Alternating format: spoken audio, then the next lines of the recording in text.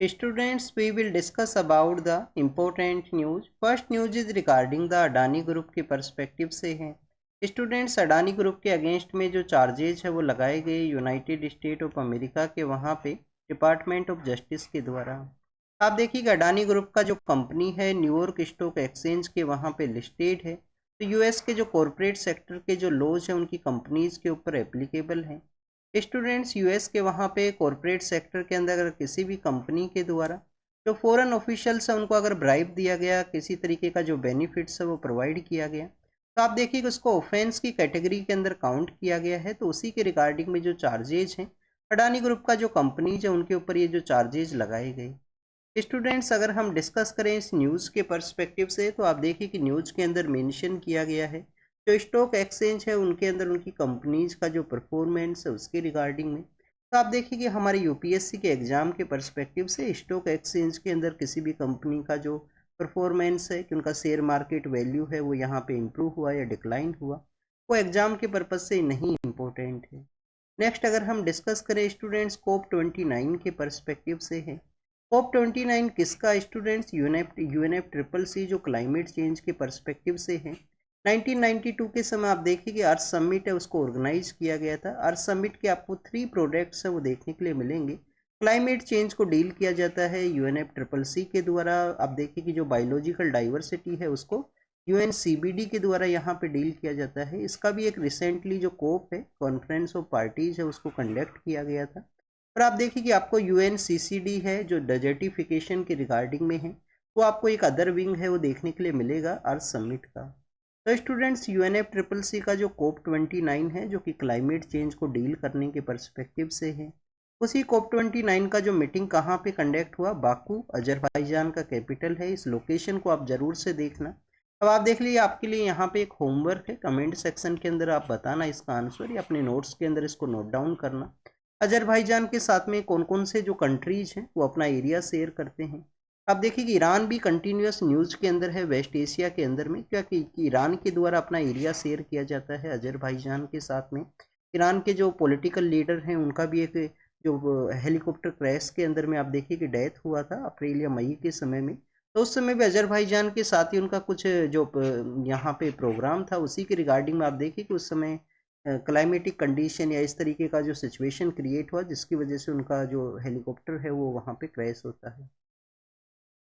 तो लोकेशन के पर्सपेक्टिव से आपको जो एरियाज हैं वो ज़रूर से पता होना चाहिए। आप देखिए कि ज्योग्राफी के अंदर जो places in news and different way के अंदर में यूपीएससी के द्वारा भी जो क्वेश्चंस है वो पूछे जाते हैं। तो बाकू के वहाँ पे COP29 का मीटिंग हुआ। डेवलपिंग कंट्रीज़ का डिमांड है कि उनको मोर फाइनेंस यहाँ पे प्रोवाइड किया जाए। जो डेवलप्ड कंट्रीज़ है जिनके द्वारा इंडस्ट्रियल रिवॉल्यूशन को यूज करते हुए एमिशन को कैरी आउट किया गया और उनके द्वारा काफ़ी कुछ ऐसे एरियाज है जिसके अंदर डेवलपमेंट को कैरी किया गया। तो आप देखिए कि उसी के रिगार्डिंग में डेवलपिंग कंट्रीज का डिमांड है कि जो न्यू टेक्नोलॉजी है उसको अगर उनको अडोप्ट करना है, न्यू टेक्नोलॉजी को अडोप्ट करना है, रिन्यूएबल एनर्जी के जो सोर्सेज है उनको कैरी आउट करना है, तो उसके रिगार्डिंग उनको फाइनेंस का यहाँ पे ज़रूरत है। स्टूडेंट, जो डेवलपिंग कंट्रीज हैं उनके द्वारा जो डिमांड किया गया वो आपको 700 आप देखिए कि जो बिलियन जो डॉलर्स का जो डिमांड है वो देखने के लिए मिलेगा। पर जो डेवलप्ड कंट्रीज हैं जो ऑलरेडी डेवलप्ड हैं उनके द्वारा आप देखिए कि इस डिमांड को यहाँ पे एक्सेप्ट है वो नहीं किया गया। उनके द्वारा 250 बिलियन है उसको प्रोमिस किया गया है कि 2035 तक 250 बिलियन है वो उनके द्वारा प्रोवाइड किए जा सकते हैं डेवलपिंग कंट्रीज को। और इसको बेसिकली न्यू कलेक्टिव जो क्वांटिफाइड गोल्स के अंदर जो टारगेट है वो बताया गया, बट नेगोशिएशन ना होने की वजह से यहाँ पे जो COP29 का जो मीटिंग है उसको एक्सटेंड किया गया है। तो COP29 के बारे में बेसिक जो इन्फॉर्मेशन है उसको हमने डिस्कस किया। 2009 के समय में काफ़ी सारे जो फंड्स हैं उनको क्रिएट किया गया था क्लाइमेट चेंज को डील करने के रिगार्डिंग में। अभी आप देखिए कि जो प्रेजेंट समय में यहाँ पे जो डिस्कशन है यहाँ पे डेवलपिंग कंट्रीज को जो फाइनेंस प्रोवाइड करना है, कि ऑलरेडी जो डेवलप्ड कंट्रीज है उनका एक ऑब्लिगेशन भी है कि फाइनेंस यहाँ पे प्रोवाइड किया जाए जिससे कि ओवरऑल इंक्लूसिव वे के अंदर में जो अर्थ है उसको प्रोटेक्ट किया जाए क्लाइमेट चेंज के जो इम्पैक्ट है उसके रिगार्डिंग में। स्टूडेंट्स, नेक्स्ट मीटिंग के पर्सपेक्टिव नेक्स्ट न्यूज़ के पर्सपेक्टिव से डिस्कस करें तो हमारे जो मिनिस्टर ऑफ होम अफेयर्स हैं उनके द्वारा आप देखिए कि सिक्योरिटी के रिगार्डिंग में रिव्यू किया जाता है। मिनिस्टर ऑफ होम अफेयर्स का जो ये वर्क है वो लॉ एंड ऑर्डर के रिगार्डिंग में, कंट्री का लॉ एंड ऑर्डर है उसके पर्सपेक्टिव से आपको देखने के लिए मिलेगा। तो आप देखिए कि मिनिस्टर ऑफ होम अफेयर्स के द्वारा दिल्ली का जो सिक्योरिटी का जो सिचुएशन है उसको रिव्यू किया गया। उससे पहले मणिपुर के रिगार्डिंग में भी हमने कुछ दिनों पहले रीड किया था, सिक्योरिटी रिव्यू है उनके द्वारा कैरी आउट किया गया।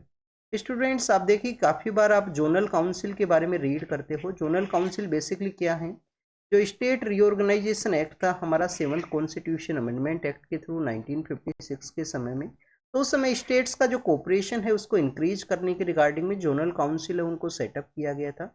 नॉर्थ ईस्ट के जो स्टेट्स हैं उनके रिगार्डिंग में आपको 1971 का जो एक्ट है उसके थ्रू नॉर्थ ईस्ट के जो स्टेट्स हैं उनका आपको काउंसिल है वो देखने के लिए मिलता है। तो आप देखिए कि जोनल काउंसिल को जो हेड किया जाता है वो मिनिस्टर ऑफ होम अफेयर्स के थ्रू ही आपको जो उसका हेड है वो देखने के लिए मिलेंगे। अगर आपको नहीं पता है तो इंटरस्टेट जो उसके रिगार्डिंग में आपका पॉलिटी का जो बुक है उसके अंदर मेंशन है इसके बारे में। इंटरस्टेट कोऑपरेशन के पर्सपेक्टिव से एक इंटरस्टेट काउंसिल भी हुआ करता है स्टूडेंट्स, जिसको कि आर्टिकल 263 के थ्रू सेटअप किया जाता है इंटरस्टेट काउंसिल को। और वो बेसिकली प्रेसिडेंट के द्वारा अपॉइंट की जाती है, जो कि सरकार या कमीशन का रिकमेंडेशन के बाद में 1988 के समय उसको सेटअप भी किया गया था इंडिया के अंदर में।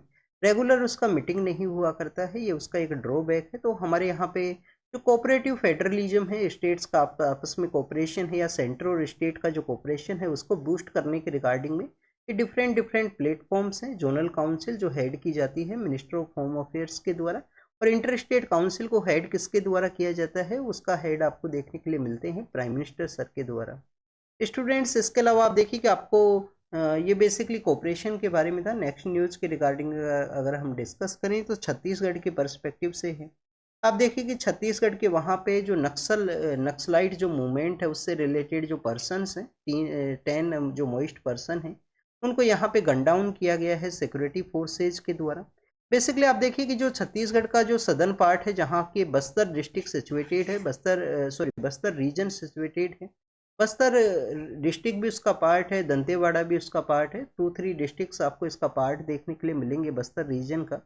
तो वहाँ पे आप देखें कि जो नक्सलाइट मूवमेंट है उससे रिलेटेड पर्सन्स का प्रेजेंस हुआ करता है। वहीं पे ही हमारी सिक्योरिटी फोर्सेज के द्वारा ऑपरेशन को कैरी किया गया। बस्तर रीजन को नक्सल फ्री है वो कैरी आउट करना है। इसके अलावा हमारा जो मिनिस्ट्री ऑफ होम अफेयर्स है उनका भी आप देखिए कि जो प्रेजेंट समय में जो ऑब्जेक्टिव है वो बताया गया था कि जीरो टॉलरेंस का जो पॉलिसी है उसको कैरी आउट करना है नक्सलिज्म के पर्सपेक्टिव से।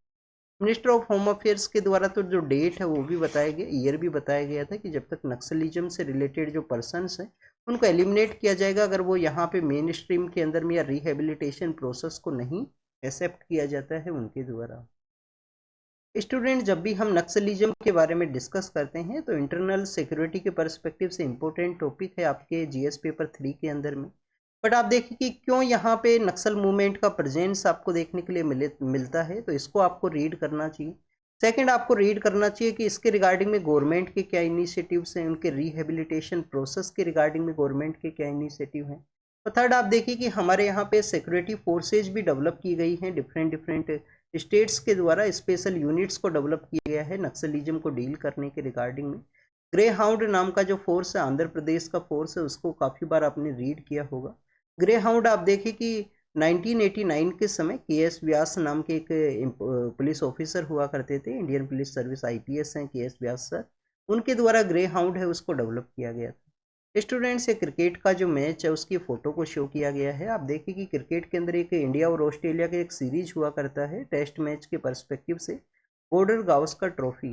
ये बेसिकली जो बॉर्डर गावस्कर ट्रॉफी है ये हमारे जो फॉर्मर क्रिकेटर हैं, हमारे जो फॉर्मर क्रिकेटर हैं ऑस्ट्रेलिया के हैं एलन बॉर्डर हैं, इंडिया के आप देखिए कि जो सुनील गावस्कर हैं जिनको कि लिटिल मास्टर के नाम से भी जाना करते थे, तो उन्हीं के नेम के ऊपर ये सीरीज है जिसके अंदर टेस्ट मैच जो हुआ करते हैं 5 डेज का जो मैच हुआ करता है आप देखिए कि वो खेला जाता है बोथ टीम्स के द्वारा।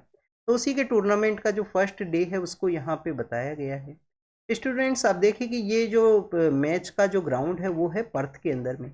अब आप देखिए कि यूपीएससी के द्वारा क्या इस ऐसे लोकेशन से बेस्ड क्वेश्चंस पूछे जाते हैं। तो स्टूडेंट्स 2008 या 9 के समय में यूपीएससी के द्वारा फैक्चुअल बेस्ड क्वेश्चंस पूछे जाते थे, बट आप देखिए कि लास्ट 2-3 ईयर्स के अंदर भी काफ़ी सारे फैक्चुअल बेस्ड क्वेश्चंस हैं वो यूपीएससी के द्वारा पूछे गए हैं लोकेशन के पर्सपेक्टिव से। तो अगर हम ऑस्ट्रेलिया के इन जो सिटीज़ हैं उसके पर्सपेक्टिव से यहाँ पे डिस्कस करें, तो सपोज़ कीजिए कि ये ऑस्ट्रेलिया है, सपोज़ कीजिए स्टूडेंट्स की ऑस्ट्रेलिया है यहाँ पे। तो आप देखिए कि वेस्टर्न पार्ट के अंदर में इस रीजन के अंदर आपको जो पर्थ है वो देखने के लिए मिलता है। जो पर्थ नाम का जो सिटी है वो आपको यहाँ पे देखने के लिए मिलेगा। आप देखिए कि इसका जो ईस्टर्न पार्ट है वहाँ पे काफ़ी सारे जो फेमस सिटीज़ हैं वो सिचुएटेड हैं, जिसके अंदर सिडनी नाम का जो सिटी है वो यहाँ पे सिचुएटेड है। आप देखिए कि होबार्ट नाम का जो सिटी है, कि मेलबर्न नाम का जो सिटी है वो सिचुएटेड है ईस्टर्न पार्ट के अंदर में। अभी वेस्टर्न पार्ट को जो मेंशन किया गया है, तो आप देखिए कि जो टाइम ड्यूरेशन है मैच का भी, जो टाइम ड्यूरेशन है वो डिफरेंट हुआ करता है। ये मैच आपको लिटिल बिट जो आपको 7 और 8 के आसपास मॉर्निंग के समय देखने के लिए मिलेंगे। और आप देखिए कि जब ईस्टर्न पार्ट के अंदर ऑस्ट्रेलिया के अंदर मैच हुआ करते हैं वो आपको लिटिल बिट अर्ली 4 और 5 PM के आसपास देखने के लिए मिलते हैं। अब ये जो डिफरेंस है आप देखिए क्या है, इस तरीके से आपको पता होना चाहिए। टाइम जोन का डिफरेंस है, इंडिया के अंदर भी नॉर्थ ईस्टर्न पार्ट के जो स्टेट्स हैं वहाँ पे डिमांड आपको देखने के लिए मिलेगा।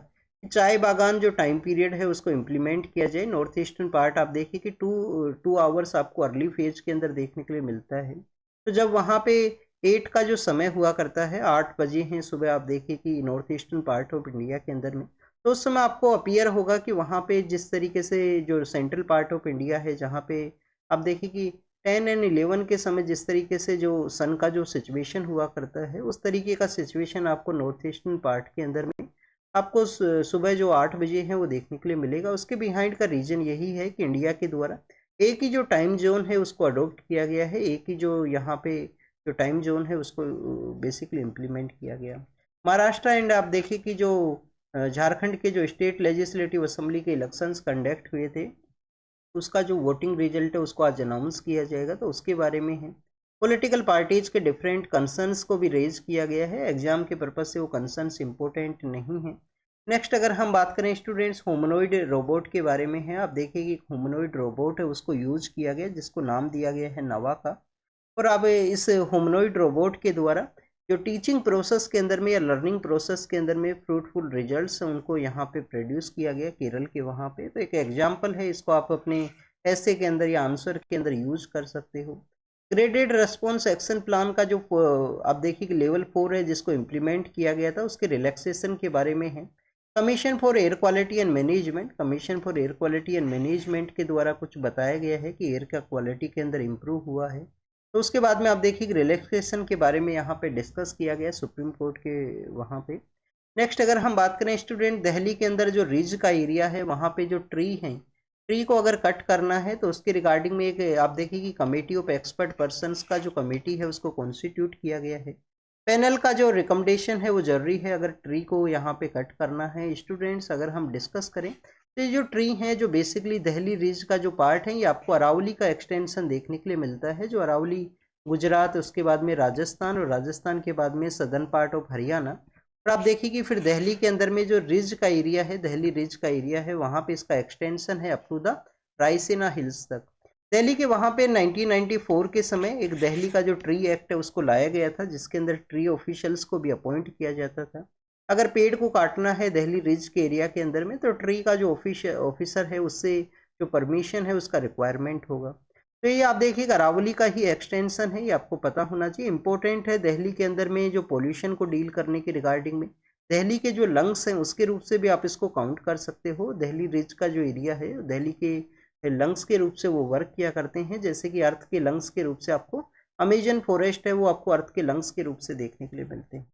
स्टूडेंट्स हैं हिमाचल प्रदेश के वहाँ पे पार्लियामेंट्री जो सेक्रेटरी है उनको अपॉइंट किया गया था, तो उसको आप देखिए कि डिस्क्वालीफाई किया गया हिमाचल प्रदेश का जो हाई कोर्ट है उनके द्वारा। अभी उसको कुछ दिनों का जो स्टे है वो दिया गया है सुप्रीम कोर्ट के द्वारा, तो उसी के पर्सपेक्टिव से है। 91st कॉन्स्टिट्यूशन अमेंडमेंट एक्ट के अंदर में आप देखिए कि 15% जो टोटल स्ट्रेंथ है काउंसिल का जो असेंबली का उतने ही पर्सनस को काउंसिल ऑफ मिनिस्टर्स के अंदर ऐड किया जाता है अगर अदर बेनिफिट्स यहाँ पे प्रोवाइड किए जाएंगे। तो उसको आप देखिए कि स्टूडेंट्स यहाँ पे जो आर्टिकल 194 है जिसके अंदर आप देखिए कि कुछ इम्यूनिटीज आपको देखने के लिए मिलती हैं, तो उसके वायलेशन के रूप से भी इसको काउंट किया जा सकता है। नेक्स्ट अगर हम बात करें स्टूडेंट्स यहाँ पे उत्तर प्रदेश के बारे में है। झांसी के अंदर आप देखिए कि मेडिकल जो कॉलेज है, वो मेडिकल जो हॉस्पिटल है, उसके अंदर में जो फायर का इंसिडेंट देखने के लिए मिला था। अब आप बेसिकली आपको झांसी के बारे में पता होना चाहिए। आप देखिए कि जो साउथ वेस्टर्न पार्ट है, वेस्टर्न पार्ट का ये जो सदर्न पार्ट है, जहाँ पे यहाँ झांसी ये आपको सिचुएटेड है। झांसी बेसिकली बुंदेलखंड का रीजन है। बुंदेलखंड के काफ़ी सारे डिस्ट्रिक्ट्स हैं, जिसके अंदर उत्तर प्रदेश का भी डिस्ट्रिक्ट्स हैं, कुछ मध्य प्रदेश के भी जो डिस्ट्रिक्ट्स हैं। झांसी का इस मेडिकल कॉलेज के द्वारा या मेडिकल हॉस्पिटल के द्वारा उनको डील किया जाता है। तो इसके रिगार्डिंग में एडिटोरियल भी पब्लिश हुआ था कि हेल्थ हमारा एक इम्पोर्टेंट सेक्टर है। न्यू बोर्न जो चिल्ड्रंस है वो भी एक इम्पोर्टेंट हमारी कंट्री के फ्यूचर हैं। तो आप देखिए कि उनको भी प्रोटेक्ट करना है, हेल्थ को भी यहाँ पे इम्प्रूव करना है, हेल्थ इंफ्रास्ट्रक्चर को भी इम्प्रूव करने का रिस्पॉन्सिबिलिटी है गवर्नमेंट का कि उनको इम्प्रूव किया जाए, जिससे कि आप देखिए कि किसी भी तरीके का जो कैजुअलिटी है, इंसिडेंट्स है, वो ना देखने के लिए मिले। हॉस्पिटल्स के अंदर फायर सेफ्टी के जो नॉर्म्स है उसके भी इम्प्लीमेंटेशन को कैरी आउट किया जाए। आप देखिए कि फायर सेफ्टी के रिगार्डिंग में उपहार सिनेमा के जो कपल्स हैं उनको हमने काफ़ी बार डिस्कस किया है। तो ये बुंदेलखंड है। अब आपके लिए यहाँ पे एक होमवर्क है कि बाघेलखंड का जो रीजन है, बाघेलखंड का जो रीजन है वो कहाँ पे सिचुएटेड है। ये यूपीएससी के द्वारा आप देखिए कि 2016 का जो प्रीलिम्स का पेपर है, सिविल सर्विस प्रीलिम्स का जो पेपर है 16 का, उसके अंदर में बुंदेलखंड, बाघेलखंड और अदर जो रीजन्स हैं उसके बारे में क्वेश्चन पूछ लिया गया था। स्टूडेंट्स, हमारे जो प्राइम मिनिस्टर सर हैं उनके द्वारा 2022 के समय पंजाब के वहाँ पे विजिट किया गया। प्रोटेस्ट करने वाले जो पर्सन्स हैं उनकी वजह से उनका जो रास्ता है उसके अंदर सिक्योरिटी ब्रीच देखने के लिए मिला था। तो आप देखिए उसी के रिगार्डिंग में हमारे जो फॉर्मर जस्टिस हैं इंदु मल्होत्रा, उनका लीडरशिप के अंदर एक कमेटी कॉन्स्टिट्यूट हुआ था। अभी उसी के रिगार्डिंग में पंजाब गवर्नमेंट का कुछ पिटीशन है, तो उसको एंटरटेन नहीं किया जाएगा सुप्रीम कोर्ट के द्वारा। जो यहाँ पे न्यू पिटीशन है उसे सुप्रीम कोर्ट के द्वारा मेंशन किया गया है। तो पीएम का जो सिक्योरिटी ब्रीच का जो केस है उसी के बारे में डेवलपमेंट, जो हमारे न्यू क्रिमिनल लॉज हैं जिनको कि 1 जुलाई को इम्प्लीमेंट किया गया, तो उसके रिगार्डिंग में सुप्रीम कोर्ट के द्वारा ऑब्जर्व किया गया है कि इनको जो टाइम पीरियड है वो प्रोवाइड किया जाए। जो हमारे आप देखिए कि भारतीय न्याय संहिता है, भारतीय नागरिक सुरक्षा संहिता है, इंडियन एविडेंस एक्ट है, जो अर्लियर क्रिमिनल लॉज हैं उनको रिप्लेस करते हुए इनको द्वारा कैरी आउट किया गया। इसके रिगार्डिंग में एक पिटीशन फाइल हुआ सुप्रीम कोर्ट के अंदर के जो डीके बासु केस का जो गाइडलाइन है, डीके बासु केस कस्टडी के रिगार्डिंग में है। कस्टडी के अंदर कोई टॉर्चर नहीं होना चाहिए, किसी अंडर ट्रायल पर्सन को कितने दिनों तक रखना है, तो उसके रिगार्डिंग में जो गाइडलाइंस है वो आपको डीके बासु केस के अंदर देखने के लिए मिलती हैं। तो उसी के पर्सपेक्टिव से आप देखिए कि चैलेंज किया गया था, तो उसके अंदर सुप्रीम कोर्ट के द्वारा ऑब्जर्व किया गया है कि एक टाइम आपको देना चाहिए, टाइम के बाद में ही हम इनको एनालाइज कर सकते हैं कि किस तरीके से उनका बेनिफिट है या नहीं है। मणिपुर के वहाँ पे सिक्योरिटी सिचुएशन के रिगार्डिंग में जो सिक्योरिटी पर्सनल्स हैं उनको डिप्लॉय किया गया है, एग्जाम के पर्पज से नहीं इम्पोर्टेंट है। और आप देखिए कि हमारा जो 42nd कॉन्स्टिट्यूशन अमेंडमेंट है कि इमरजेंसी के समय में प्रियम्बल के अंदर में 3 वर्ड्स हैं जिनको ऐड किया गया था, जिसके अंदर आप देखिए कि जो सेकुलरिज्म का जो कॉन्सेप्ट है, सेकुलरिज्म एंड सोशलिज्म, उनको चैलेंज किया गया कोर्ट के अंदर में। कोर्ट के द्वारा सोशलिज्म एंड सेकुलरिज्म को आप देखिए ऑब्जर्व किया गया है बेसिक स्ट्रक्चर का पार्ट, और उनके द्वारा बताया गया है कि सोशलिज्म का मीनिंग यही है कि वेलफेयर को कैरी आउट करना है। और ऑलरेडी आप देखिए कि जब इन वर्ड्स को ऐड किया गया उससे पहले भी हमारा जो गवर्नमेंट स्ट्रक्चर है, जो हमारा कॉन्स्टिट्यूशन है, उसके अंदर में आपको सोशलिज्म एंड सेकुलरिज्म का जो कॉन्सेप्ट है वो देखने के लिए मिलता है। सोशलिज्म आप देखिए कि डीपीएसपी उसका एग्जाम्पल है, जो ऑलरेडी हमारे कॉन्स्टिट्यूशन के अंदर हुआ करते थे। पर अगर हम बात करें सेकुलरिज्म के पर्सपेक्टिव से, तो आर्टिकल 25 से लेकर 28 है, उसके अंदर सेकुलर कॉन्सेप्ट, हर एक रिलीजन को पर्सन के द्वारा किस तरीके से फॉलो करना है उसके लॉज आपको देखने के लिए मिलेंगे। तो आप देखिए कि बेसिक स्ट्रक्चर का पार्ट माना गया, इसको चैलेंज किया गया था कि उस समय इमरजेंसी का समय था, डिस्कस नहीं करते हुए इसको ऐड किया गया है अगेंस्ट द हमारे कॉन्स्टिट्यूशन के जो फाउंडर्स हैं।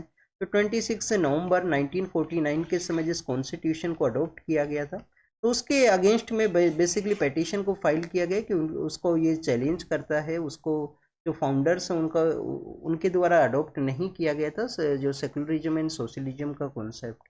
स्टूडेंट, जो G20 का मीटिंग है कहाँ पे ऑर्गेनाइज हुआ? ब्राज़ील के वहाँ पे ऑर्गेनाइज हुआ है। तो आप देखिए कि ग्लोबल जो हंगर है और पॉवर्टी है, आप देखिए कि जो हंगर एंड पॉवर्टी है उसको एलिमिनेट करने को एक टारगेट है, हंगर एंड पॉवर्टी है उसको एलिमिनेट करने को एक टारगेट है, वो बताया गया G20 की मीटिंग के अंदर में। क्लाइमेट जस्टिस को किस तरीके से प्रमोट करना है, G20 का एक टारगेट रखा गया है। ग्लोबल साउथ का कंट्री है, और आप देखिए कि इंडियन पीएम के द्वारा ग्लोबल साउथ कंट्रीज का जो रिप्रेजेंटेशन है उसके बारे में डिस्कस किया गया है। स्टूडेंट्स आप देखिए कि इंडिया से पहले इंडोनेशिया के द्वारा फर्स्ट ग्लोबल साउथ का कंट्री है इंडोनेशिया, जिनके द्वारा G20 की मीटिंग को ऑर्गेनाइज किया गया। फिर बाद में इंडिया के अंदर मीटिंग ऑर्गेनाइज हुआ। नेक्स्ट आप देखिए कि ब्राजील के अंदर में हो। नेक्स्ट जो मीटिंग कंडक्ट होगा नेक्स्ट ईयर वो आपको साउथ अफ्रीका के वहाँ पे देखने के लिए मिलेगा। G20 के अंदर एक ट्रायो का भी बनता है, जैसे कि अब प्रेजेंट समय में आप देखिए कि इंडिया है, इंडिया के अलावा यहाँ पे ब्राजील है और नेक्स्ट मीटिंग है साउथ अफ्रीका के वहाँ पे। तो 3 कंट्रीज का एक ट्राइको है। ग्लोबल साउथ का जो स्पिरिट है उसको ये प्रमोट करता है। ग्लोबल साउथ के जो कंट्रीज है उसकी कोऑपरेशन है, उनके वहाँ पे डेवलपमेंट के बारे में डिस्कस किया गया है G20 का मीटिंग के अंदर में। नेक्स्ट अगर हम बात करें स्टूडेंट्स, आर्टिफिशियल इंटेलिजेंस का जो डेमोक्रेटिक प्रोसेस के अंदर किस तरीके से यूज करना है, तो जो बिग टेक्नोलॉजी कंपनीज हैं उनका यहाँ पे जो डोमिनेशन है वो ना हो, इसके अलावा किस तरीके से डेमोक्रेटिक वे के अंदर यूज़ किया जाए, जिससे कि सोशल वेलफेयर के अंदर भी जो आर्टिफिशियल इंटेलिजेंस है उसका यूटिलाइजेशन को कैरी आउट किया जा सके। तो उसी के पर्सपेक्टिव से इस एडिटोरियल के अंदर डिस्कस किया गया है। आर्टिफिशियल इंटेलिजेंस का जो डेमोक्रेटाइजेशन है उसके बारे में है ये बेसिक इन्फॉर्मेशन। और कहीं यह आर्टिफिशियल इंटेलिजेंस हो एक मिस अपॉर्चुनिटी है वो यहाँ पे ना साबित हो, तो उसी के रिगार्डिंग में इसको डेमोक्रेटिक प्रोसेस के अंदर में सभी जो स्टेक होल्डर्स हैं उनको प्रॉपर यूटिलाइजेशन के पर्सपेक्टिव से इसको यूज किया जाए।